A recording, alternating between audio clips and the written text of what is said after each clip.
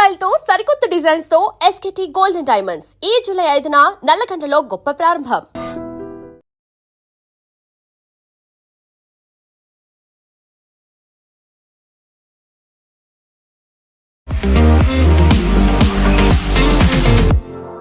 నమస్తే, నేను Kavitha. Welcome to I dream news and నిజాలు. ఇరాన్ మీద అమెరికా, ఇజ్రాయెల్ చేసినటువంటి దాడికి సంబంధించి కరెక్ట్గా 4వ నెల కూడా కంప్లీట్ అయిపోయి 5th మంత్లోకి ఎంటర్ అయిపోయింది. సీజ్ ఫైర్ అనేది ఏమైంది? శాంతి చర్చలతో పాటుగా 14 పాయింట్లకు సంబంధించి డీల్ మీద సంతకాలు ఇవన్నీ చేసిన తర్వాత యుద్ధం ఆగిపోతోంది అని భావిస్తున్నటువంటి తరుణంలో సడన్గా అమెరికా ఇరాన్ మీద దాడులు చేస్తోంది, ఇరాన్ కూడా ప్రతి దాడులు చేస్తోంది. ఇది ఇలాగే కంటిన్యూ అవ్వబోతోంది. దోహాలో దీనికి సంబంధించి చర్చల మీద చర్చలు జరగబోతున్నటువంటి తరుణంలోనే లెబనాన్ మీద దాడులని ఆపేస్తామంటూ ఇజ్రాయెల్ చేసేటువంటి ఒప్పంద పత్రాలకి అమెరికా మధ్యవర్తిత్వం వహిస్తోంది.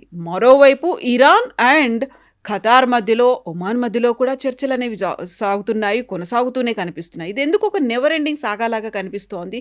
నిజంగా యుద్ధం అనేది ఎప్పుడు ఆగుతుంది?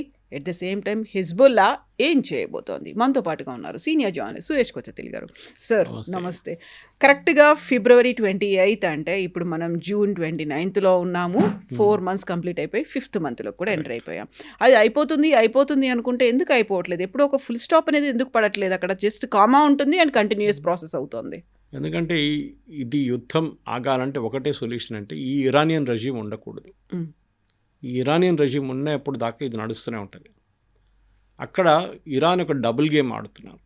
అది వీళ్ళు అమెరికా అర్థం చేసుకున్నారు, కానీ వాళ్ళు ఏం చేయలేకపోతున్నారు.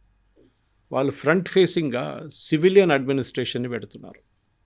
అరాచి, వీళ్ళ గాలిబాఫ్, వాళ్ళ speaker of Iranian parliament, foreign minister, వీళ్ళందరూ నెగోసియేషన్స్లో ఉన్నారు. పెజెష్కియాన్ అఫ్కోర్స్ ఆయన హెడ్ ఆఫ్ స్టేట్, ఆయన రారు నెగోసియేషన్కి, అండ్ ఈజ్ ద ప్రెసిడెంట్. కానీ వీళ్ళిద్దరు వస్తున్నారు రెగ్యులర్గా, వాళ్ళతో పాటు డెలిగేషన్ కూడా వస్తున్నారు. ఒక సివిలియన్ ఫేస్ని చూపిస్తున్నారు. డెలిగేషన్లో యూఎస్తో మాట్లాడుతున్నారు, ఖతార్తో మాట్లాడుతున్నారు, ఒకసారి పాకిస్తాన్ వాళ్ళు కూడా ఉంటారు. ఈ పరిస్థితుల్లో ఇప్పుడు నడుస్తున్న దాంట్లో వాళ్ళు other side of it is IRGC. ఈ దాడులు అనేది ఇప్పుడు షిప్స్ మీద చేస్తూ సింగపూర్ బేస్డ్ ఒక కంటైనర్ షిప్ మీద చేశారు. దాని తర్వాత మొన్న ఒక ఆయిల్ ట్యాంకర్ 2 million barrels తీసుకెళ్తున్న ఆయిల్ ట్యాంకర్ మీద దాడి చేశారు. ఎవరు చేస్తున్నారంటే ఇదంతా ఐఆర్జీసీ చేస్తున్నారు. వాళ్ళు అక్కడ టాక్స్ మొదలైతే ఇక్కడ నుంచి మిసైల్స్ కొడుతున్నారు, మళ్ళీ అక్కడ టాక్స్ మొదలైతే మళ్ళీ మిసైల్ కొడుతున్నారు. సో ఇక్కడే ప్రాబ్లం వస్తుంది. సో మనకు సర్క్యులర్ ప్రాసెస్ లాగా అయిపోయింది. ఫస్ట్ ఇరాన్ ఏదో ఒక షిప్ మీద దాడి చేస్తారు. ఇరాన్ చేయగానే అమెరికా, యుఎస్ అదే రోజు రాత్రి మళ్ళీ బాంబింగ్ చేస్తున్నారు. అది చేసినప్పుడు వాళ్ళు ఏం చేస్తున్నారు, ఇరాన్ మళ్ళీ పక్కనున్న బహ్రెయిన్, కువైత్ వీళ్ళ మీద దాడి చేస్తున్నారు. మళ్ళీ ఆగిపోతుంది. రెండో రోజు మళ్ళీ ఇంకో షిప్ మీద దాడి జరుగుతుంది. Same process repeats. అమెరికా మళ్ళీ బాంబు వేస్తారు, వీళ్ళు పక్కన దేశాలు. ఇది ఎప్పుడు ఆగుతుంది? ఇది మీరు అడిగే ప్రశ్న. ఇక్కడే ప్రాబ్లం కూడా వస్తుంది అన్నమాట. ఎందుకు ఆగట్లేదు అంటే బేసిక్లీ సొల్యూషన్ లేదు దీనికి. ఇరానియన్ గవర్నమెంట్ దగ్గర వీరు చెప్తుంది ఒకటి, చేస్తుంది ఒక మాట అనమాట. వీళ్ళేమంటారు, ఎంఓయూలో చాలా క్లియర్గా ఉంది దట్ ఈ పర్టికులర్ వాటర్వే, ఓకే, మనం మాట్లాడుతున్న ఈ వాటర్వేలో స్ట్రైట్ ఆఫ్ హార్మోస్లో మా అధికారం ఉంది. మ్యాక్సిమం వాళ్ళు ఒక లీవ్ ఏమిస్తున్నారంటే ఒమాన్ కూడా ఉంది, మేము ఒమాన్ కలిసి దీన్ని కంట్రోల్ చేసుకుంటాం. యుఎస్ ఏమో ఒమాన్ మీద చాలా మటుకు పెద్ద ప్రెషర్ పెట్టారు. దట్ మీరు ఏ ఒప్పందాన్ని రాకూడదని చెప్పి ప్రెషర్ పెట్టారనమాట. ఆ పరిస్థితుల్లో ఇప్పుడు ఉన్న దాంట్లో ఒమాన్ ఏం చేస్తున్నారు, ఒమాన్ వైపు నుంచి మీరు ఇప్పుడు ఆ మ్యారిటైమ్ ట్రాఫిక్ లైవ్ మ్యాప్ చూస్తే కూడా తెలిసిపోతుంది. ఒమాన్ వైపు నుంచి షిప్స్ వేస్తుంది, ఇరాన్ వైపు నుంచి వెళ్ళట్లేదు. సో ఇరాన్ ఏమంటున్నారు, ఈ షిప్పులంతా మా వైపు నుంచి వెళ్ళాలి, ఒమాన్ వైపు నుంచి వెళ్ళకూడదు. దానికి లాజిక్ ఏం వాలిస్తుంది అంటే, ఒమాన్ వైపు మేము మైన్స్ వేసి పెట్టామంటున్నారు. ఒమాన్ ఏమో మైన్స్ గురించి మాట్లాడలేదు అసలు. ఇన్ని షిప్పులు పోయిన తర్వాత ఒక షిప్ మీద కూడా మైన్ అటాక్ జరగలేదు, అంటే మైన్ హిట్ కాలేదు. అది అంటే అక్కడ మైన్స్ లేవు, వీళ్ళు జస్ట్ బ్లఫింగ్. ఇరాన్ కోపం ఏంటంటే అటు వెళ్ళిపోతే ఒమాన్ వైపు నుంచి మేము దాని షిప్స్ని కంట్రోల్ చేయలేకపోతున్నాం, రెవెన్యూ కూడా మిస్ అవుతుంది, వాళ్ళ దగ్గర టోల్ తీసుకోలేకపోతున్నాం. అది ఇరాన్కున్న కోపం. ఇరాన్ ఏమంటారు, ఈ ఎంఓయూలో ఒక పాయింట్ అది కూడా ఉంది, దట్ 60 daysలో డిసైడ్ చేసి దాన్ని బట్టి మేము we will start charging toll. US ఏమంటున్నారు, అట్లా ఏం లేదంటున్నారు. ఇక్కడ కవిత గారి మెయిన్ ప్రాబ్లం ఇక్కడ వస్తుంది. వీళ్ళు ఏం ఒప్పందం సైన్ చేశారో ఇప్పుడు కూడా అర్థం కావట్లేదు. వీళ్ళు ఇప్పుడు కూడా ఒక మాట అంటున్నారు, వాళ్ళు అంటున్నారు అది కాదంటున్నారు. అట్లీస్ట్ 2 ఒప్పందాలు పక్కన పెట్టండి. Then we'll see whether what is where అనేది చాలా క్లియర్గా తెలిసిపోతుంది. ఇక్కడే ప్రాబ్లం వస్తుంది. ఇప్పుడు ఇరాన్ అండ్ మన యుఎస్ ఇప్పుడు దోహాలో కలుస్తూ అంటున్నారు. ఖత్తర్ వాళ్ళు మీడియేట్ చేస్తున్నారు. ఎందుకంటే ఖత్తర్ కూడా తెలిసిపోయింది ఇప్పుడు కొంచెం స్ట్రెయిట్ ఆఫ్ హార్మోస్ ఫ్లో చేయగానే ఆయిల్ గ్యాస్ అంతా ఫ్లో అవుతుంది. మళ్ళీ దీన్ని వీళ్ళు ట్యాప్ ఆఫ్ చేసేలాగా చేస్తే ఇరాన్ మళ్ళీ ఆగిపోతుంది మొత్తం. Oil is already coming near $76కి వచ్చేసింది, which is a big relief అన్నమాట అందరికీ. ఈ పరిస్థితుల్లో ఇంకా ముందుకు ఏం చేయబోతున్నారు మనం 2 వైపుల నుంచి అర్థం చేసుకోవాలి. మీకు ఇరాన్ వైపు చెప్పాను నేను. అక్కడ ప్రాబ్లం ఏంటంటే హార్డ్ లైనర్స్, ఐఆర్జీసీ లాంటి హార్డ్ లైనర్స్ ఏమంటున్నారు, కాంప్రమైజ్ అవుతున్నారు. ఎవరు? అరాచి అండ్ గాలిబాఫ్. ఇటువైపు ప్రెసిడెంట్ ట్రంప్ మీద ప్రెషర్ ఏంటంటే ఆయన టోటలీ సరెండర్ చేసేసారు ఇరాన్కి, అమెరికాకి ఏం రాలేదని చెప్పి అక్కడున్న చాలామంది రిపబ్లికన్ సెనేటర్స్ కానివ్వండి, ఇటు డెమోక్రాట్స్ ఆటోమేటిక్లీ వాళ్ళు కూడా చెప్తున్నారు. అది కాకుండా అమెరికన్ మీడియాలో విపరీతమైన అటాక్ జరుగుతుంది ప్రెసిడెంట్ ట్రంప్ మీద. He is a very weak president, అది ఇది అని చెప్పేసి. సో ప్రెసిడెంట్ ట్రంప్ కూడా చాలా పెద్ద ప్రెషర్లో ఉన్నారు. అది కాకుండా ఆయనకు మెయిన్గా అంటే మీరు గుర్తుంటుంది, ఆయన ఒక స్టేట్మెంట్ ఇచ్చారు, I don't want be like Hoover. అంటే మన ప్రేక్షకులు అర్థం చేసుకోవాలి, who is is Hoover. Edgar Hoover was a American president. ఈ గ్రేట్ డిప్రెషన్ టైంలో ఆయన ప్రెసిడెంట్ ఉండే. ఆయన తీసుకున్న కొన్ని డిసిషన్స్తోని, నిర్ణయాలతోని అక్కడ ఆ టైంలో అమెరికాలో డిప్రెషన్ వచ్చింది, గ్రేట్ డిప్రెషన్. అది కాకుండా మొత్తం లోకమంతా ప్రపంచం మొత్తం గ్రేట్ డిప్రెషన్లో వెళ్ళిపోయింది కంప్లీట్గా. దాన్ని బయటికి రావడం చాలా సంవత్సరాలు పట్టింది. ఆయన చాలా అన్పాపులర్ ప్రెసిడెంట్ అయిపోయారు ఎడ్గర్ హూవర్. ఆయన పేరు ఎక్కడో ఒకటి ఉంది, I think either in Pentagon or in FBI headquarters మీద ఆయన పేరు ఇప్పుడు కూడా ఉంది. ఐ డోంట్ రిమెంబర్ ఎక్కడ ఉంది అనేది, గుర్తురావట్లేదు నాకు. కానీ ప్రెసిడెంట్ ట్రంప్ అంటున్నా నేను హూవర్ లాగా ఉండకూడదు, దానికోసం నేను ఇది చేశానంట. అంటే ఆయన ఏమంటారు, లోకంలో ఇది చేయకపోతే మొత్తం complete world will be wiped out economically. అది జరుగుతుంది. ఇప్పుడు మనం అనుకుంటా అది ఇండోనేషియా ఉండొచ్చు, పాకిస్తాన్ ఉండొచ్చు, శ్రీలంక ఉండొచ్చు, లేకుంటే మలేషియా ఉండొచ్చు అని. ఈ క్రైసిస్ కాదు, అది క్రైసిస్ యుఎస్లో జరుగుతుంది. యుఎస్ దగ్గర స్ట్రాటజిక్ ఆయిల్ రిజర్వ్స్ అని ఉంటుంది, మన దగ్గర కూడా ఉన్నట్ల. మనకు 63 రోజులు ఉన్నాయి, ప్లస్ మన దగ్గర ఎప్పుడు ఒక 30 రోజుల రిఫైనరీల స్టాక్ ఉంటుంది. ఒక 90 రోజులు అక్కడ పెట్టుకోవచ్చు. అది కాకుండా షిప్స్లో వస్తున్న షిప్లో ఇంకొక 30 రోజులు ఉంటుంది. సో 120 రోజుల స్టాక్ మన దగ్గర ఎప్పుడు ఉంటుంది, which is basically 3 months. America దగ్గర 7 నుంచి 9 నెలలకి స్టాక్ ఉంది వాళ్ళ దగ్గర. పెద్ద దేశం కదా, వాళ్ళు స్టాక్ ఉంచుకుంటారు. కానీ దాని నుంచి లాస్ట్ ఒక ఆల్మోస్ట్ ఈ 4 నెలల్లో విత్డ్రా చేసుకుని చాలా మటుకు విత్డ్రా చేసుకున్నారు. ఇప్పుడు వాళ్ళ దగ్గర ఉన్నది 6 నుంచి 7 నెలల దాకా స్టాక్. 5 నెలల కన్నా తక్కువ స్టాక్ వచ్చేస్తే డెడ్ స్టాక్ అంటారు, దాన్ని ముట్టకూడదు యాక్చువల్లీ. కానీ అమెరికా దాన్ని కూడా విత్డ్రా చేస్తున్నారు, ఇప్పుడు కూడా డ్రా చేస్తున్నారు. ఇంకో 2 వారాల్లో ఆ స్టాక్ అయిపోతుండే and America would have gone into big crisis. ఇప్పుడున్న $4 కూడా $6 నుంచి $8కి వెళ్ళిపోతుండే ఫ్యూయల్ ఛార్జెస్. అది జరగలేదు. సో దానికి ప్రెసిడెంట్ ట్రంప్ అంటున్నా నేను దానికోసం చేశాను, ఇక్కడ ప్రజల కోసం చేశాను, అమెరికన్ ప్రజల కోసం చేశారు, ఆల్ ఓవర్ ద వరల్డ్ ఈ ప్రైసెస్ తగ్గించడానికి నేను తీసుకున్న మూవ్ అని చెప్తున్నారు. కానీ ఆయన మీద చాలా ప్రెషర్ ఉంది, ఎట్లయినా డీల్ ఫినిష్ చేయాలి, ఎట్లయినా డీల్ కంప్లీట్ చేయాలని చెప్పి. అట్ ద సేమ్ టైం అటువైపు ఇరాన్ తెలిసిపోయింది, వీళ్ళు ఒక వీక్ రెజ్యూమ్, ప్రెసిడెంట్ ట్రంప్ చాలా ప్రెషర్లో ఉన్నారు. సో ఆయన్ని, ఈ ప్రెషర్ని వీళ్ళు వాడుకుంటున్నారు, టెస్ట్ చేస్తున్నారు. ఒక బాంబేస్ చూద్దాం ఏమవుతుంది, ఓకే మనం కొడుతున్నారు, గుడ్, మనం బహ్రెయిన్ని, కువైత్ని కొడదాం, ఏమవుతుంది చూద్దాం, వాళ్ళు ఏం రియాక్ట్ అవుతారు, నెక్స్ట్ వెయిట్ చేస్తారు 2 రోజుల తర్వాత మళ్ళీ. ఎందుకంటే బేసిక్లీ ఇరాన్ ఏమంటారంటే స్ట్రెయిట్ ఆఫ్ హార్మోస్ మాది, మా న్యూక్లియర్ వెపన్ అది, మా ట్రంప్ కార్డ్ అది, మేము వాడుకుంటాం అండ్ వీ విల్, అది మా రైట్ అంటున్నారు. కానీ 20th ఫిబ్రవరి కన్నా ముందు దీని గురించి అసలు మాట్లాడలేదు. ప్రెసిడెంట్ ఒబామాతో చేసిన టీంతో చేసిన JCPOలో దీని గురించి అసలు స్ట్రెయిట్ ఆఫ్ హార్మోస్ గురించి మెన్షనే కూడా లేదు. మళ్ళీ ఎట్లా వచ్చింది ఇక్కడ, అది పెద్ద ప్రశ్న. సో ఇరాన్ తెలిసిపోయింది, వీళ్ళు స్ట్రెయిట్ ఆఫ్ హార్మోస్ని ఒకసారి ఇడిసేస్తే, అమెరికా కంట్రోల్లో వచ్చేస్తే, దెన్ వీళ్ళకి బార్గెనింగ్ చిప్ అనేది ఏముండదు ఇరాన్కి. వాళ్ళు ఒక నార్మల్ దేశంలాగా అయిపోతారు, అమెరికా వాళ్ళతో ఫుట్బాల్ ఆడుకుంటారు. ఇప్పుడు మళ్ళీ ట్రంప్ ఒక మాట అంటున్నారు, ప్రపంచంలోనే ఇరాన్ని నేను లేకుండా చేస్తాను, అంత తీవ్ర స్థాయిలో దాడులు అనేవి జరగబోతున్నాయి అనుకున్నప్పుడు ఇరాన్ కూడా అదే అంతే తీవ్ర స్థాయిలో ఎందుకని స్పందిస్తుంది? సడన్గా అక్కడి దాకా వచ్చింది, ఒక పీస్ టాక్స్ అనేవి అవుతున్నాయి, తర్వాత మొత్తం ఒక ఒక కంక్లూడింగ్ పాయింట్కి వస్తాయి అనుకున్నప్పుడు మళ్ళీ ఎందుకు ఇలాంటి ఒక మూమెంట్స్ వస్తున్నాయి, ఎందుకని అటాక్స్ జరుగుతున్నాయి? కవిత గారు, ఇరాన్ దగ్గర డబ్బులు లేకుండే, కానీ లాస్ట్ 1 వీక్లో ప్రతిరోజు $140 మిలియన్ సంపాదిస్తున్నారు వాళ్ళు. వాళ్ళ షిప్స్ బయట వెళ్తున్నాయి, 6 నుంచి 8 షిప్లు. వాళ్ళ దగ్గర ఇప్పుడు నెక్స్ట్ ఒక 2-3 మంత్స్లో వాళ్ళ దగ్గర కావాల్సిన డబ్బులు వచ్చేస్తుంది. వచ్చిన తర్వాత వాళ్ళు ఏం చేస్తారు, ఫస్ట్ వాళ్ళ దగ్గర ఉన్న ఐఆర్జీసీ స్టాఫ్కి శాలరీ ఇవ్వలేదు 3 నెలల నుంచి, ఆ శాలరీ ఇస్తారు.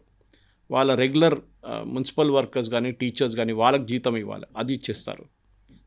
ఒక లెవెల్ దాకా కంట్రోల్ అయిపోతారు అక్కడ. నెక్స్ట్ ఇన్ఫ్లేషన్, ఇప్పుడున్న ఇన్ఫ్లేషన్ 70% 80% ఇన్ఫ్లేషన్, దాన్ని తగ్గించాలి. దానికి ఏం కావాలి, బయట నుంచి గోధుమలు తెచ్చుకోవాలి, మిగతా మీట్ తెచ్చుకోవాలి బయట నుంచి. అమెరికా ఏమంటున్నారు, మేము మా దగ్గర డబ్బులు ఉంది, మీ డబ్బులు $26 బిలియన్ ఉంది కదా, మేము మీకు ఇచ్చేస్తాం, కానీ ఇవ్వం డైరెక్ట్గా, మీరు అమెరికన్ ఫార్మర్స్ దగ్గర నుంచి గోధుమలు కొనుక్కోండి, సోయాబీన్ కొనుక్కోండి, మేము కొనేసి మీకు ఇచ్చేస్తాం, మీరు అంత ట్రబుల్ కూడా తీసుకోక్కర్లేదు, వీ విల్ 26 బిలియన్ నుంచి కొన్ని తీసి మీకు ఇచ్చేస్తాం. వీళ్ళేమంటారు, వద్దు, మాకు మీ దగ్గర నుంచి ఏమొద్దు, మాకు ఆ డబ్బులు ఇచ్చేసేయండి, మా డబ్బులు. దీన్ని ఒక కాంటెక్స్ట్గా చూడాలి కవిత గారు, చాలా ఇంపార్టెంట్ కాంటెక్స్ట్ ఉంది. ప్రెసిడెంట్ ఒబామా జేసీపీఓ సైన్ చేసినప్పుడు చాలా స్ట్రిక్ట్ కంట్రోల్స్ ఉండే. ఇన్ఫ్యాక్ట్ ఇవాళ పొద్దున I was watching John Kerry, ఇప్పుడు పాత secretary of state John Kerry Obama టైంలో, ఆయన మెయిన్ నెగోషియేటర్ ఉండే ఈ జేసీపీఓ డీల్ది. కెరీ గారు అడిగినప్పుడు ఆయన ఏం చెప్పారంటే, జేసీపీఓ డీల్ ఎంత స్ట్రిక్ట్ ఉండే, ఇరాన్ ఒక యురేనియం 10 గ్రాములు కూడా ఇక్కడి నుంచి తీసి అక్కడ పెట్టలేరంట, అంత స్ట్రిక్ట్ ఉన్నారంట, తెలిసిపోతుందంట. ఎందుకంటే US intelligence, British, Russian, Chinese వీళ్ళందరూ కలిసిన ఇంటెలిజెన్స్లో చాలా వీళ్ళందరూ ఇరాన్ మీద నిఘా పెట్టున్నారు. జేసీపీ అగ్రిమెంట్ ప్రకారం వీళ్ళందరూ సంతకం పెట్టారు దాంట్లో. అది కాకుండా ఇరాన్ వైపు నుంచి కూడా వాళ్ళకి తెలిసిపోయింది వీళ్ళ మీద ఫుల్ ప్రెషర్ ఉందని. ఇరాన్ సీసీటీవీ కెమెరాలని కూడా అడ్జస్ట్ చేయలేకపోయారు వాళ్ళు. యూజువలీ వాళ్ళు సీసీటీవీ కెమెరా ఫడ్ చేస్తారు, అది చేయలేరు. సో జాన్ కెరీ ఏం చెప్పారంటే, దిస్ వాజ్ సో స్ట్రిక్ట్. అప్పుడు మేము ఏం చేసాం, ఇంత ఒక 5-6 నెలలు ఇట్లా నడిచినప్పుడు మాకు తెలిసిపోయింది, అండ్ వీళ్ళందరూ రిపోర్ట్ ఇచ్చారు. British intelligence, German intelligence, French intelligence చెప్పారు, as they are observing it. వాళ్ళు చెప్పిన 3.6% ప్యూరిటీలో తీసుకొచ్చారు యురేనియంని, ఎక్కడ కదట్లేదు యురేనియం అని చెప్పినప్పుడు ప్రెసిడెంట్ ఒబామా ఏం చేశారంటే, వాళ్ళ దగ్గర ఉన్న $1.26 బిలియన్ దాన్ని ఇరాన్కి అప్పగించారు క్యాష్ రూపంలో. అది ఎందుకు చేశారంటే, అసలు దానికి ఇంకో స్టోరీ, దానికి పెద్ద స్టోరీ చేశారు, మన క్యాంపెయిన్ చేశారు president Trump. Obama American tax payer డబ్బులు తీసుకొని ఇరాన్కి అప్పగించేశారు, చూడండి సరెండర్ అయిపోయారు అన్న. ఇరాన్ ఏం చేయలేదు, ఇరాన్ న్యూక్లియర్ వెపన్స్ అది అన్నీ చేశారు, ఇరాన్ యాక్చువల్లీ చేయాల్సిన అన్నీ చేశారు. కానీ ప్రెసిడెంట్ ట్రంప్ క్యాంపెయిన్ ఇట్లా ఉండేనమాట. ఏం జరిగిందంటే, షా ఆఫ్ ఇరాన్ ఉన్న టైంలో ఆయుధాల కోసం డబ్బులు ఇచ్చారు ఆయన. దిట్ వాజ్ సమ్ బిలో $1 బిలియన్ ఉండే. అది ఇచ్చినప్పుడు అదే టైంలో షా ఆఫ్ ఇరాన్ని టాపుల్ చేసి ఖొమేనీ వచ్చారు. అప్పుడు ఈ ఆయుధాలు అమెరికా సప్లై చేయడానికి నిరాకరించారు. అప్పుడు ఇరాన్ కోర్టుకి వెళ్ళారు, అమెరికన్ కోర్ట్స్కి వెళ్ళి కేసు వేశారు. అయితే don't remember defence A company అని, ఆ కంపెనీ మీద కేసు వేశారు. వేసేమన్నా, మేము ఇచ్చిన డబ్బులు మా డబ్బులు, మాకు ఆయుధాలు ఇవ్వాలండే, మీరు ఆయుధాలు ఇవ్వకపోతే మాకు డబ్బులు మాకు ఇచ్చేసేయండి. So American court said yes correct. తో ఇవ్వలేదు. సో ఏమందంటే ఇంట్రెస్ట్ మీద ఇంట్రెస్ట్ పడి ఇప్పుడు $1.26 బిలియన్ వచ్చింది అప్పుడు ఇంట్రెస్ట్. సో ప్రెసిడెంట్ ఒబామా ఏం చెప్పారంటే, ఈ డబ్బులు మనం ఎందుకు పెట్టుకోవాలి, మనం ఇంట్రెస్ట్ కడుతున్నాం దాని మీద, ఇరాన్కి ఇచ్చేద్దాం, ఎనీవే దే ఆర్ ఫాలోయింగ్, మనం చెప్పిందంతా వాళ్ళు వింటున్నారు కదా అని. ఆ డబ్బులు ఉండేది. ఇప్పుడు ఆ 1.26 బదులు ప్రెసిడెంట్ ట్రంప్ $26 బిలియన్ ఇవ్వబోతున్నారు. ఇది ఆయుధాలు తీసుకున్న డబ్బు కాదు, ఇది ఇరాన్ గవర్నమెంట్ సంపాదించిన డబ్బులు, ఆయిల్ సేల్స్ నుంచి బ్యాంకులో పెట్టుకున్న డబ్బులు. అది ఖతార్లో ఉంది, మన దేశంలో ఉంది, ఈవెన్ యూఎస్లో ఉంది. అక్కడున్న బ్యాంకులు అన్నీ అమెరికా ఫ్రీజ్ చేసేసారు, డబ్బులు తీయలేరు. ఇప్పుడు ఆ డబ్బులు ఇవ్వబోతున్నారని చెప్పి ఒక కండిషన్ ఉందంట దాంట్లో. That should be done as soon as the deal is signed అని చెప్పారంట. అంటే ఏ రోజు ప్రెసిడెంట్ ట్రంప్ ఫ్రాన్స్లో సంతకం పెట్టారో అదే రోజు ఆ డబ్బులు ఇవ్వాలి ఉంటున్నారు, అది వాళ్ళు ఇవ్వట్లేదు. సో ఈ 2 పాయింట్ల మీద డిస్ప్యూట్ ఉంది. ఒకటి స్ట్రెయిట్ ఆఫ్ హార్ముజ్, ఇంకోటి ఈ $26 బిలియన్. కానీ ప్రెసిడెంట్ ట్రంప్ దాని గురించి అసలు మాట్లాడలేదు. ఇప్పుడు ఆయనేమో జేడీ వ్యాన్స్తో మాట్లాడిపిస్తున్నారు. జేడీ వ్యాన్స్ ఒకరోజు ఇట్లా అంటున్నారు, ఒకరోజు అట్లా అంటున్నారు. ఒకరోజు ట్రంప్ని సపోర్ట్ చేసినట్లు మాట్లాడుతున్నాం, నెక్స్ట్ డే ట్రంప్ని వ్యతిరేకించి మాట్లాడుతున్నాం ఇండైరెక్ట్. ఈ పరిస్థితిలో ఉన్నాం మనం ఇప్పుడు. ఫుల్ స్టాప్ కాదు, కామా కాదు, ఒక డాష్ కాదు, హైఫన్ లేదు, ఏం లేదు. అది ఫుల్ ఫ్లెజ్గా పోతుంది. స్టేటస్ కో అనడానికి కూడా లేదు అక్కడ, మళ్ళీ అన్ని ఫ్లక్చువేషన్స్ అనేవి కనిపిస్తున్నాయి. ఇక్కడ ఇంట్రెస్టింగ్గా ఇజ్రాయెల్ అనేది ఇరాన్తో ఒప్పందాన్ని కుదుర్చుకోవడానికి యాక్సెప్ట్ చెయ్యట్లేదు. ఇజ్రాయెలే పెట్టిన మాట ఏంటి, ఇరాన్ అండ్ లెబనాన్ని కూడా అందులో ఇంక్లూడ్ చేయాలి అనుకున్నప్పుడు ఎందుకని లెబనాన్తో ఒక ఒప్పందం కుదుర్చుకోవడానికి ఇజ్రాయెల్ రెడీగా ఉంది? ఈ రెండిటి మధ్యలో అమెరికా ఎందుకు మధ్యవర్తిత్వం వహిస్తోంది అక్కడ? ఈ ఇరాన్ అండ్ ఇష్యూ నడుస్తున్నప్పుడు వాళ్ళు పాయింట్ నెంబర్ 1లో మెమరాండమ్ ఆఫ్ అండర్స్టాండింగ్లో అక్రాస్ ఆల్ టెరిటరీస్ అన్నారు. ఇప్పుడు నేను అడుగుతున్న ఒకటే ప్రశ్న, ఓకే లెబనాన్ నేను చెప్పలేదు కదా, దాంట్లో ఎక్కడ చెప్పలేదు, గాజాని ఎక్కడ చెప్పలేదు కదా, అక్కడ రష్యా యుక్రెయిన్ కొట్టుకుంటున్నారు, అది కూడా దీంట్లో వస్తుందా? అన్ని టెరిటరీస్ అని చెప్పారు కదా, you should define the territories. అది చేసిన ఫస్ట్ తప్పు. చెప్తే ఎంఓయూ అనేది misunderstanding, memorandum of misunderstanding, memorandum of understanding కాదు ఇది. ప్రతి పాయింట్ని మీరు ఫుల్ స్టాప్ కామాతో సహా మీరు క్లియర్గా డిఫైన్ చేయాలండే. అమెరికా విల్ పే మనీ అనగానే ఎంత డబ్బులు ఎప్పుడు అని డిఫైన్ చేయలేదు. అక్రాస్ ఆల్ టెరిటరీస్ అనగానే అది మీరు క్లియర్గా లెబనాన్ అని చెప్పలేదు. ఫస్ట్ ఆఫ్ ఆల్ హెజ్బుల్లా మీద దాడి చేస్తున్నారు ఇజ్రాయెల్లో ఇజ్రాయలీస్ మీద హెజ్బుల్లా దాడి చేసినప్పుడు వాళ్ళు రిటర్న్ దాడి చేస్తున్నారు. Hezbollah is a non state actor. మన లాంగ్వేజ్లో టెర్రరిస్ట్ అదే అంటారు. ఇప్పుడు పాకిస్తాన్ చెప్తుంటారు చూడండి, హఫీజ్ సైదా ఆయన ఎవరు మాకు తెలియదే, హిజ్బుల్ ముజాహిదీన్ వాళ్ళు ఎవరు నాకు తెలియదు, Lashkar e Taiba nothing, we don't know who they are non state actors. ఉన్నారు పాసిబుల్, ఏదో గల్లీలో ఉంటున్నారు వాళ్ళని, ఇది మనం అంటున్నాం. అంత పెద్ద ప్రయారిటీ ఇవ్వాల్సిన అవసరం లేదు. మీకు ఒకసారి ఎస్ అనగానే then it becomes your responsibility. అరే మీరు చూసుకోవాలి ఉండే కదా, ఇది మీ దగ్గర ఉండే కదా, అది జరగట్లేదు అనమాట. ఇప్పుడున్న పరిస్థితుల్లో Lebanon issue is very very crucial. Israel America కలిసి ఒక ప్లాన్ వేసుకున్నారు. ఈ ప్లాన్ ముందు కూడా ఉండే, ఏంటి, గాజాలో చేశాం.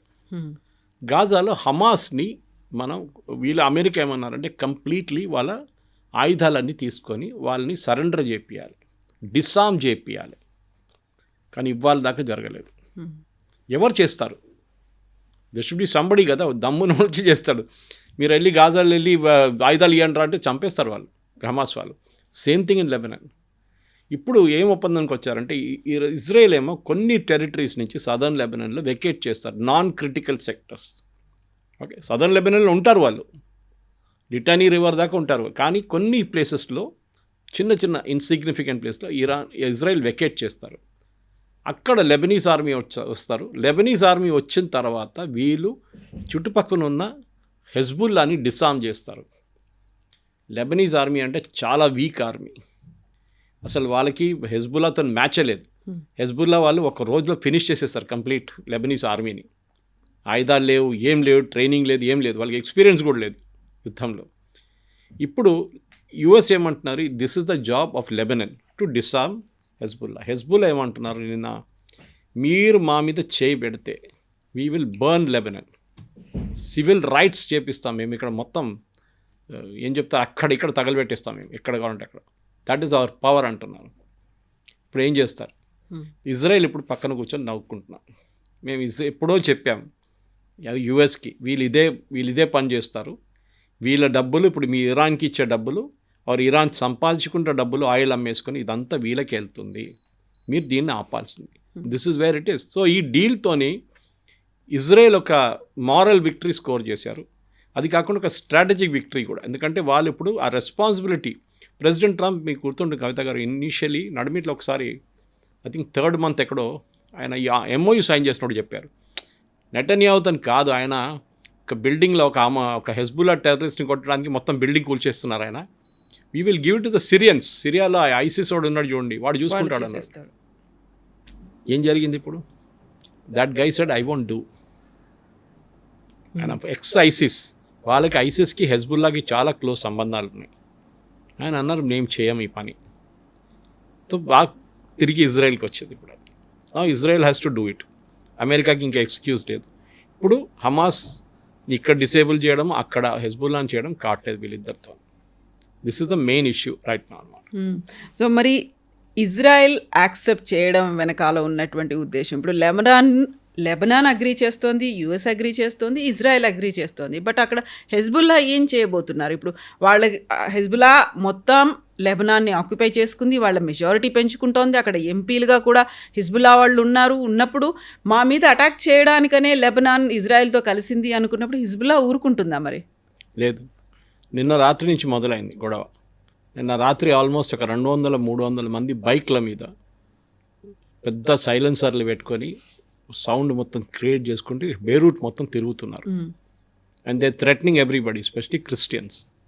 మనకు అందరూ తెలిసిందే లెబనాన్ క్రిస్టియన్ కంట్రీ ఉండే ముందు, కానీ అక్కడ ఓవర్ ద ఇయర్స్ ఈ షియా వాళ్ళు వచ్చి రావడం, అది కాకుండా మిగతా ముస్లిం దేశాల నుంచి వచ్చి చాలామంది రెఫ్యూజీస్ ఉండడంతో ఇప్పుడు లెబనాన్ ఒక ఇస్లామిక్ కంట్రీగా మారిపోయింది. Technically not Islam, but Islamic country లాగా మారిపోయింది. అక్కడ ఇప్పుడు 16% మంది క్రిస్టియన్స్ ఉన్నారు, మైనారిటీ అయిపోయారు. వాళ్ళు క్రిస్టియన్స్ మీద దాడి చేస్తారు. అప్పుడు యుఎస్ రియాక్ట్ అవుతారు. యుఎస్ రియాక్ట్ అయినప్పుడు మళ్ళీ ఇంకొక ఫ్రంట్ ఓపెన్ అయిపోతుంది యుద్ధంలో. అండ్ ఇజ్రాయెల్కి ఇది ఎగ్జాక్ట్లీ ఇదే కావాలి. ఇజ్రాయెల్ ఎప్పటి నుంచో చెప్తున్నారు, మీరు ఇరాన్ని బిలీవ్ చేయకండి. ప్రెసిడెంట్ ట్రంప్ ఏమో ఆయన బాబు యుద్ధం ఎట్లా ఆపాలని చెప్పి, I should not be another Hoover అని చెప్పేసి, యుద్ధం ఎట్లా ఆపుదాం, ఎట్లా ఆపుదాం, మనం ఈ వేళతో ఎవరితోనే సంతకం పెట్టుకుందాం, I will do a deal with the devil అంటారు ఇంగ్లీష్లో. అది చేశారు. ఇప్పుడు ప్రెసిడెంట్ ట్రంప్కి చేయాల్సి వస్తుంది ఈ పని. ఇజ్రాయెల్ పక్కన జరిగిపోతారు, మీరే చేసేసుకోండి, you disarm Hezbollah, then we'll see how it possible. కాదు అది. సో లెబనాన్ ఇంకో ఫ్లాష్ పాయింట్గా మారబోతుంది. బహుశా ఇంకొక 2-3 వారాల్లో హెజ్బుల్లా మీద అమెరికా ఏమైనా మూవ్స్ చేస్తే డెఫినెట్గా హెజ్బుల్లా రియాక్ట్ అవుతారు. అండ్ ఇరాన్ కూడా రియాక్ట్ అవుతారు. అక్కడ వాళ్ళు అంటారు MOU వైలేట్ చేశారు మీరు, that they shall be no hostilities across all frontiers, అది మీరు వైలేట్ చేశారని చెప్పేసి. మళ్ళీ ఒమన్లో కూడా అక్కడ ఒప్పందాలు అనేవి కుదరబోతున్నాయి అనేటువంటి మాట. డిఫరెంట్గా అన్నీ కుదుర్చుకుంటున్నారు తప్ప అందరూ కలిసి ఒక కలెక్టివ్గా చేయాల్సినటువంటి పని చేయట్లేదు. బిట్స్ అండ్ పీసెస్గా మాట్లాడుకుంటున్నారు, మీటింగ్లు అనేవి పెట్టుకుంటున్నారు. ఎక్కడైతే క్రక్స్ ఆఫ్ ద పాయింట్ అంటారో ఆ పాయింట్ గురించి అని ఎందుకు మాట్లాడుకోవట్లేరు? ఒక యూనిటీ అనేది ఎందుకు రావట్లేదు? మళ్ళీ అక్కడ ఇస్లామాబాద్ టాక్స్ పాకిస్తాన్ ఏమైంది అసలు? పాకిస్తాన్ ఇప్పుడు పక్కన పెట్టేశారు. పాకిస్తాన్కి దీంట్లో రోల్ లేదు. ఇప్పుడు చాలా క్లియర్గా తెలిసిపోయింది. ఎందుకంటే డబ్బులు ఉంటే మీరు మాట్లాడవచ్చు, డబ్బులు పవర్ ఉంటుంది. ఖత్తర్ దగ్గర డబ్బులు చాలా ఉన్నాయి. One of the richest Islamic nations. Khattar పిలిస్తే ఖత్తర్ ఇరాన్ మాట్లాడతారు.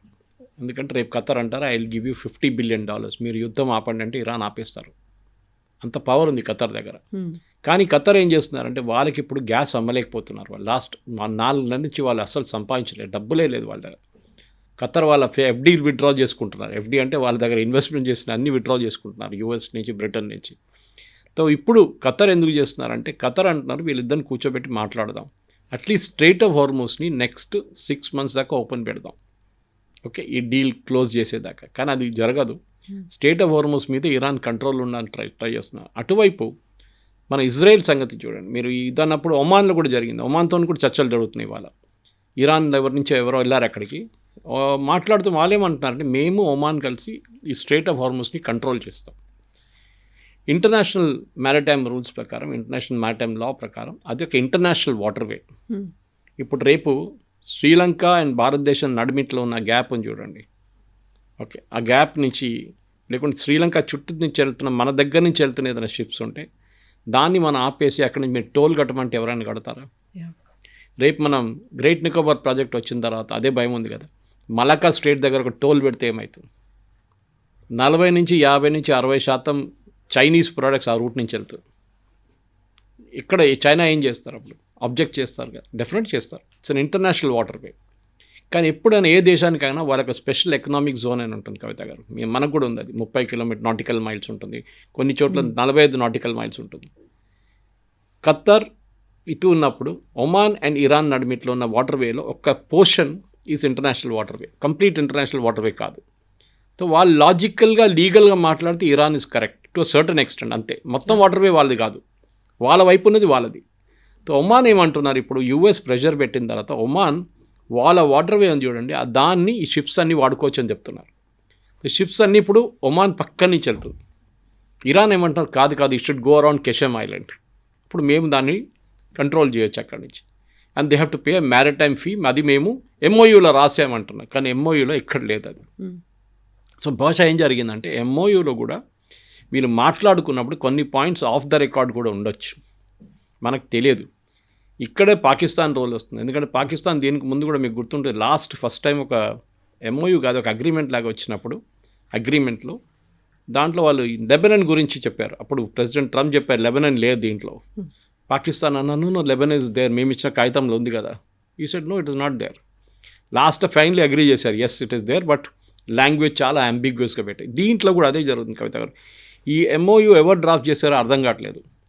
ఇంటర్నేషనల్ డిప్లొమాట్స్ డ్రాఫ్ట్ చేయలేదు. ఇది చాలా అంబిగ్వస్గా పిల్లి ఉంది, రూమ్లో పిల్లి ఉందంటే ఉంది, లేదంటే లేదు, అట్లాంటి మాటలు. ఇట్లాంటి వర్షం పడుతుందా తెలియదు, పడితే పడుతుంది లేకుంటే లేదు, కన్వీనియంట్గా anything. So it can mean anything. So మీరు ఇంటర్నేషనల్ అక్రాస్ ఆల్ ఫ్రాంటియర్స్ అంటే ఇక్కడ ఫ్రాంటియర్, నో ఆల్ జాగ్రఫీస్ యుద్ధం ఉండకూడదు. వెరీ గుడ్, చాలా మంచిది, ఎక్కడ యుద్ధం ఉండకూడదు. కానీ జరుగుతుంది కదా యుద్ధాలన్నీ. మీ ఇరాన్ గురించి మాట్లాడండి, మీ ఏరియాలో ఉన్న యుద్ధాల గురించి మాట్లాడండి. మీరు ఎక్కడో ఉన్న లెబనాన్ ఎందుకు మాట్లాడుతున్నారు? This is point of Israel అన్నమాట. And Israel is correct. ఎందుకంటే ఇజ్రాయెల్ ఇప్పుడు కాదు కవిత గారు, ఈజిప్ట్తో 1979లో వీరు ఒక ఒప్పందం చేసుకున్నారు. ఓకే, అప్పుడు వాళ్ళు దానికన్నా ముందు చాలాసార్లు యుద్ధాలు జరిగినాయి. Egypt and not just Egypt, Jordan, Iraq, Syria వీళ్ళందరూ దాడి చేశారు ఇజ్రాయెల్ మీద. 6 Day వార్ ఒకటి జరిగింది 1948లో. మే 1948లో వాళ్ళకి ఇండిపెండెన్స్ వచ్చింది, మనకు వచ్చిన ఒక సంవత్సరం తర్వాత. అండ్ ఇమ్మీడియట్లీ వాళ్ళ మీద దాడి జరిగింది. కానీ వాళ్ళు దే బీట్ బ్యాక్ ఎవ్రీబడి, అందరిని ఓడించారు. దాని తర్వాత ఈజిప్ట్ అండ్ ఇజ్రాయెల్ నడిమిట్లో ఒక ఒప్పందం వచ్చింది. అప్పుడు దాకా దేవర్ స్మాల్ ఎనిమీస్ అనమాట, ఒకరికొకరు అసలు పడదు, ఇరాన్ లాగానే. ఇప్పుడు దాకా దాన్ని ఎవరు ఉల్లంఘించలేదు. That treaty is still there. Then I think somewhere in 1994 జార్డన్తో ఒక ఒప్పందం జరిగింది ఇట్లని. Even today Jordan and Israel ఏ ప్రాబ్లం లేదు. ఇన్ఫ్యాక్ట్ నిన్న ప్రైమ్ మినిస్టర్ బెంజమిన్ నెటన్యాహు చాలా ఒక ఇంట్రెస్టింగ్ స్టేట్మెంట్ ఇచ్చారు. వీళ్ళు ప్యాలెస్టీనియన్స్ ఎప్పుడు మాట్లాడుతున్నప్పుడు from the river to the sea అంటారు. వాళ్ళ స్లోగన్స్ మీకు వినిపిస్తుంది, మన కొలంబియా యూనివర్సిటీలో, మన ఈవెన్ జేఎన్యూలో వినిపిస్తుంది. From the river to the sea is Palestine. Jordan river ఇక్కడ, మెడిటరేనియన్ సీ ఇక్కడ, నడిమిట్లో ఇజ్రాయెల్ ఉంది, ఇటువైపు గాజా ఉంది, ఇటువైపు వెస్ట్ బ్యాంక్ ఉంది. So Israel is literally cutting through అనమాట. ఇప్పుడు వీళ్ళేమంటారు, ఇజ్రాయెల్ ఉండకూడదు, అంతా మాదే. ఇన్ఫ్యాక్ట్ నిన్న I was watching one of Saudi Arabian ministers అనుకుంటా, ఆయన ఒక స్టేట్మెంట్ ఒక ఇంటర్వ్యూలో అన్నాడు, ఎవరు ఆపారు ప్యాలెస్టైన్ని? మేమే ఆపాం, మేమందరూ, all this Muslim nations only stopped it. ఎప్పుడో ఇజ్రాయెల్ ఆఫర్ చేశారు 2 State సొల్యూషన్, అప్పుడు ఆఫర్ చేసినప్పుడు మేము తీసుకోలేదు. మేము ఇజ్రాయెల్ మీద పోరాటం చేసి, ఇజ్రాయెల్ మీద ఆయుధాలతో మేము దాడి చేశాం, ఇజ్రాయెల్ కొట్టారు మమ్మల్ని, ఉన్న ల్యాండ్ కూడా గుంజుకున్నారు, గోలాన్ హైట్స్ గుంజుకున్నారు. ఓకే, మళ్ళీ మీరేం చేశారు, సైనా డెజర్ట్ గుంజుకున్నారు, తర్వాత రిటర్న్ ఇచ్చారనుకోండి. కానీ ఇజ్రాయెల్ అప్పుడు ఆఫర్ చేశారు, ఇదంతా హిస్టరీలో ఉంది ఇదన్నీ. కానీ ఆ టైంలో వీళ్ళంతా చాలా అరెగెంట్ ఉండే అరబ్స్, ఇజ్రాయెల్ ఎవరు, నథింగ్ అని చెప్పి. ఇప్పుడు ఇజ్రాయెల్కి అదే ఇది తిరిగి వస్తుంది, ఇజ్రాయెల్ ఆఫర్. ఇజ్రాయెల్ అంటున్నారు మేము ఆ రోజు ఇచ్చిన ఆఫర్ ఇప్పుడు లేదు, ఓవర్, ఫినిష్డ్, ఎక్స్పైరీ డేట్ ఉండేదానికి. కానీ ఇజ్రాయెల్ మీద కూడా ఇప్పుడు చాలా మటుకు ప్రెషర్ ఉంది. ఒకటి, ఇజ్రాయెల్ నిన్న 3 days బిఫోర్ ఒక సీనియర్ ఇజ్రాయలీ మినిస్టర్ ఇంటర్వ్యూ ఇస్తూ మన పేరు చెప్పారు, భారతదేశం పేరు. ఏమంటారు? చాలా ఇంట్రెస్టింగ్. వాళ్ళు ఏమంటున్నారంటే సడన్గా ప్రెసిడెంట్ ట్రంప్ మొన్నాక ధమ్కీ ఇచ్చారు లాస్ట్ వీక్ ఇజ్రాయెల్కి, మేము మీకు ఆయుధాలు ఇవ్వాము. ఇజ్రాయెల్కి ప్రతి సంవత్సరం $3.2 billion ఆయుధాలు US ఫ్రీగా ఇస్తారు. ఫ్రీగా కాదు, అది టెర్రరిస్ట్ని అందరిని ట్యాకిల్ చేయడానికి ఇస్తున్నారన్నమాట. ఏదో అంత ప్రేమ లేదు ఇజ్రాయెల్ మీద ఇస్తున్నారు. కానీ ఇప్పుడు ఇజ్రాయెల్ ఏమన్నారంటే లాస్ట్ వీక్ అండ్ దానికన్నా ముందు ప్రైమ్ మినిస్టర్ నెటన్యాహు ఇంటర్వ్యూలో ఐ థింక్ CBSతో 60 Minutes చెప్పారు, we're looking for new sources for our weapons. మేము కొత్త సోర్సెస్ని ట్రై చేస్తున్నాం వెపన్స్ కోసం. వాళ్ళ దగ్గర 2-3 వీక్నెసెస్ ఉన్నాయి. ఒకటి, ఎయిర్క్రాఫ్ట్ లేదు వాళ్ళ దగ్గర, బహుశా వాళ్ళు తయారు చేయడానికి కెపాసిటీ ఉంది వాళ్ళ దగ్గర, ఫైటర్ ఎయిర్క్రాఫ్ట్. ఇప్పుడు F-35 అంతా వాళ్ళు US తెప్పించుకుంటున్నారు. F-16 దానికన్నా ముందు F-14s కూడా ఉండే వాళ్ళ దగ్గర. మేము ఆయుధాల కోసం, మిసైల్స్ కోసం కొత్త దేశాల నుంచి మేము తెచ్చుకుంటున్నామని. And one of that countries is India. మీకు గుర్తుంటుంది, ఈ యుద్ధం మొదలైనప్పుడు, not this one, Israel and గాజాతో జరిగినప్పుడు మన ఒక ship with full missiles Syria పట్టుకున్నారు. సిరియన్ కోస్ట్ లైన్ దగ్గర దొరికినప్పుడు పట్టుకుని వాళ్ళు రిలీజ్ చేయలేదు దాన్ని. తర్వాత మనం ప్రెషర్ పెట్టి రిలీజ్ చేయించాం దాన్ని. That was our missiles. ఇదే హైదరాబాద్లో ఎల్బిట్ అనే కంపెనీ ఉంది, it's an Israeli company, missiles తయారు చేస్తారు, మన కోసం చేస్తున్నారు. కానీ జాయింట్ వెంచర్, వాళ్ళు ఇజ్రాయెల్ కూడా పంపించుకోవచ్చు. ఇజ్రాయెల్ ఏమంటున్నారంటే మా complete defence production, they are one of the best in the world. By the way, I think top 5 nations defence production అంటే దాంట్లో ఒకటి ఇజ్రాయెల్. టెక్నాలజీ అన్ని ఐరన్ డోమ్ అంతా వాళ్ళ దగ్గర ఉంది కదా. మేము ఇప్పుడు భారతదేశంతో ఒక ఒప్పందానికి రాబోతున్నాం. We will now shift our production to India. మాకు US మీద డిపెండెన్సీ వద్దు. రేపు ఇట్లాంటి మమ్మల్ని బ్లాక్మెయిల్ చేస్తారు వీళ్ళు, we will not do it అని. దానికోసం మీరు చూసుంటారు సోనియా గాంధీ స్టేట్మెంట్ వచ్చింది నిన్న ఇమ్మీడియట్గా. ఇన్ని రోజులు గాజా గురించి మాట్లాడిన సోనియా గాంధీ మోదీ ఇజ్రాయెల్కి వెళ్తారు, మోదీ దీని గురించి మాట్లాడలేదు గాజా గురించి అని చెప్పేసి. ఏది గాజాలో ఉన్నది హమాస్ టెర్రరిస్ట్ అని అందరికి తెలిసిందే. గాజా ప్రజల మీద ఇంత ఏం చెప్తారు సింపతి ఉన్న వాళ్ళు మిగతా ఏరియాలో నడుస్తున్నప్పుడు కాశ్మీరీ పండిట్స్ని కొట్టినప్పుడు వీళ్ళు ఎవరో ఏడవలేదే కాశ్మీరీ ఈ కాంగ్రెస్ వాళ్ళు. ఓకే, అది వీళ్ళ ప్రాబ్లం అనమాట. ఎనీవే, తో ఇప్పుడు అది వచ్చేస్తే ఐ థింక్ మన డిఫెన్స్ ఇండస్ట్రీస్ ఆల్రెడీ ఇప్పుడు 28,000 కోట్లు, ఈ సంవత్సరం 36,000 కోట్లు మనం ఎక్స్పోర్ట్ చేయబోతున్నాం. This'll be a big fillip. And Israel నుంచి ఒక ఆల్మోస్ట్ 12 నుంచి 14 ఆర్గనైజేషన్స్ కంపెనీ, దాంట్లో ఒక ఆల్మోస్ట్ 4 మన దేశంలో పనిచేస్తుంది ఆల్రెడీ. మిగతా వాళ్ళు కూడా రావడం మొదలు పెడతారు. ఇన్ఫ్యాక్ట్ రఫాల్ అని చెప్పి ఇంకో company, not to confuse with French Rafale, this Rafael systems అని చెప్పి ఇజ్రాయలీ కంపెనీ ఉంది. వాళ్ళు కూడా మిసైల్స్లో ఎక్స్పర్ట్స్ వాళ్ళు. ఇన్ఫ్యాక్ట్ కార్గిల్ యుద్ధాల్లో మనకి యుఎస్ డినై చేశారు మిసైల్స్, అప్పుడు ఇజ్రాయెల్ మనకి హెల్ప్ చేశారు. ఇన్ఫ్యాక్ట్ బాలాకోట్ స్ట్రైక్లో బంకర్ బస్టర్ బాంబ్ యూజ్ చేశారు చూడండి, which killed Nasrallah in Beirut. Same bunker buster Israel మనకి ఇచ్చారు, అప్పుడు మనం బాలాకోట్లో వాడుకున్నాం. సో ఇజ్రాయెల్ అండ్ భారతదేశం నడిమిట్లో ఉన్న collaboration is a fallout of the యుఎస్తోనే ఉన్నాయి. కానీ నిన్న యుఎస్ మళ్ళీ తిరిగి వచ్చి వాళ్ళ యుఎస్ నుంచి రీఫ్యూయలింగ్ ఎయిర్క్రాఫ్ట్ అన్ని తీసుకెళ్ళిపోయారు పోయిన వారం. ప్రెసిడెంట్ ట్రంప్ కోపం వచ్చి రిమూవ్ ఆల్ రీఫ్యూయలింగ్ ఎయిర్క్రాఫ్ట్ అన్నారు. నిన్న Saudi Arabia, Qatar, Bahrain, UAE, Kuwait and Oman, దీంట్లో ఉన్న చాలా మట్టుకు ఎయిర్క్రాఫ్ట్ని నిన్న రాత్రి నుంచి వీళ్ళు ఇజ్రాయెల్కి మూవ్ చేయడం మొదలుపెట్టారు. ఎందుకంటే వీళ్ళ భయం ఉంది, రెగ్యులర్గా ఇరాన్ అక్కడ జాడి చేస్తున్నారు అండ్ ఈ నేషన్స్ని వార్న్ చేస్తున్నారు, మీరు ఎప్పుడెప్పుడు యుఎస్ బేసెస్ని అలౌ చేస్తారో మేము మీ మీద దాడి చేస్తూనే ఉంటాం. So now they are moving all the bases కాదు, చాలా మటుకు ఎయిర్క్రాఫ్ట్ అండ్ పర్సనల్లీ ఇజ్రాయెల్కి మూవ్ చేస్తున్నారు. సో ప్రెసిడెంట్ ట్రంప్ కూడా తెలిసిపోయింది, వీళ్ళు ఎక్కువ డ్రామా చేస్తే వీళ్ళు ఇండియన్స్ దగ్గర వెళ్తారు, అక్కడి నుంచి మొదలు పెడతారు ప్రొడక్షన్. సో అమెరికాని ఇన్సిగ్నిఫికెంట్ చేసేస్తారని చెప్పేసి. ఎందుకంటే అమెరికన్ ఆయుధాలు చాలా ఎక్స్పెన్సివ్. మనం ఈ యుద్ధంలో నేర్చుకున్న అన్నిటికంటే బెస్ట్ లెసన్ అది. $1 million ఉన్న పేట్రియట్ మిసైల్ ఒక $20,000 ఉన్న డ్రోన్ని ఇంటర్సెప్ట్ చేస్తుంది. మీ ఎకానమీస్ ఆఫ్ స్కేల్ మొత్తం పోతుంది మీది.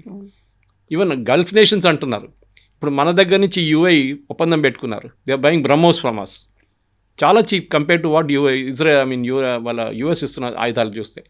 ఇప్పుడు స్లోలీ మారుతున్నారు అందరు. ఇప్పుడు అందరు ఏమంటున్నారు, ఈవెన్ సౌదీ అరేబియా అదే అంటున్నారు, మమ్మల్ని కాపాడుకోవాలని వచ్చిన యుఎస్ డబ్బులు ఇస్తున్నాం వాళ్ళకి, మమ్మల్ని కాపాడండి అని చెప్పి బేస్ ఇచ్చాం. వాళ్ళ పని కూడా చూసుకొని లేక వాళ్ళ ఎంప్లాయీస్ని అంతా హోటల్కి తీసుకెళ్ళిపోయారంట. బేస్లో పెట్టకుండా వాళ్ళ సర్వీస్ ఉమెన్ని హోటల్స్ తీసుకెళ్ళిపోయారంట. ఎయిర్క్రాఫ్ట్ ఇజ్రాయెల్కి తీసుకెళ్ళిపోతున్నారు, ఖాళీ చేసేస్తున్నారు బేస్ వాళ్ళు. మమ్మల్ని ఎవరు కాపాడతారు? We have learned a lesson. దానికోసం గల్ఫ్ నేషన్స్ ఏం నేర్చుకున్నారంటే, ఇప్పటి నుంచి ఈ సీన్ మారిపోయింది గల్ఫ్లో. జీసీసీ కంట్రీస్ మా ప్రొటెక్షన్ మేమే చూసుకోవాలి, ఇంకెవ్వరు మమ్మల్ని హెల్ప్ చేయడానికి రారు. పాకిస్తాన్ తీసుకొని పెట్టుకున్నారు వాళ్ళు రెంట్కి ఒక 4,000 మంది సోల్జర్స్ అండ్ ఒక 15 ఎయిర్క్రాఫ్ట్. యుఏఈ ఏమో మనతో ఒప్పందం చేసుకున్నారు, మన షిప్స్ కానీ మన ఆర్మ్ ఫోర్సెస్ అక్కడ వెళ్ళొచ్చు ఇప్పుడు యుఏఈకి. ఈ యుద్ధంలో నేర్పించిన అన్నిటికంటే పెద్ద లెసన్ అంటే ఇరాన్ దగ్గర నేర్చుకోండి. ఇరాన్ ఎట్లా చేశారు, ప్రొటెక్ట్ చేసుకుంటారు వాళ్ళ మిసైల్ ప్రొటెక్షన్ గల్లీలో తయారు చేస్తారు వాళ్ళు.